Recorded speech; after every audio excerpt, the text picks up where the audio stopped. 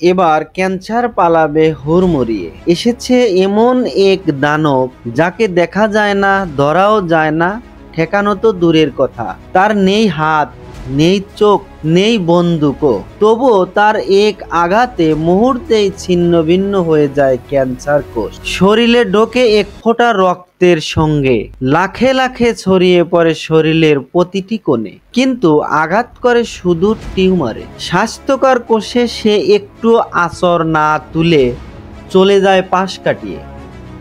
এই নিঃশব্দ ঘাতকের নাম DNA origami based nano robot.